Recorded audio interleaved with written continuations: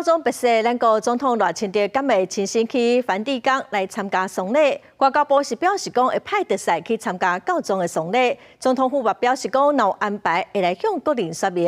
前驻教廷的大使是认为讲，咱国总统捌去访问教廷，那赖总统愿意亲身出席来表达咱国的重视，台湾的关系会愈稳定。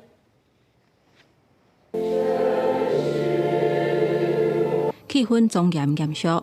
教宗方济各别逝，台北总主教公署举办弥撒甲追思的礼仪。咱国甲教廷已经有83年的邦谊，总统府甲行政院嘛降半旗2天，表达哀悼。上时各界嘛关注讲，总统赖清德敢是会亲身去梵蒂冈来念香。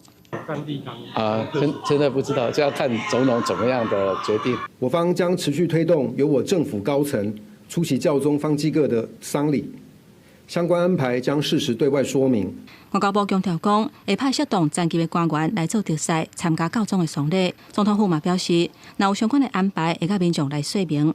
其实2005年，教宗就望保禄2世过身，蒋总统陈水扁就捌去梵蒂冈参加追思弥撒。2013年，方济各就职，蒋总统马英九嘛有去观礼。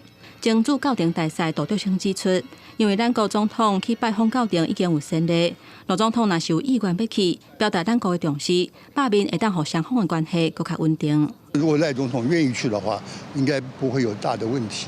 就我对教廷的了解，所有的历任教宗里头，方济各教宗最积极的要改善跟大陆的关系，反而因为教宗方济各过世啊，会对于他们跟中共的对谈呢，会要延缓下来。因为新教宗上来以后啊，有很多事情要做，所以对于我们跟教廷的关系呢，我在预见的将来，我觉得是稳定乐观的。圣若望、圣本笃、方济各这3个教宗，因为教宗本人的意志而产生梵中台三角关系的一些变化，所以未来的教宗人选出现以后啊，我们的估计会相对的合理。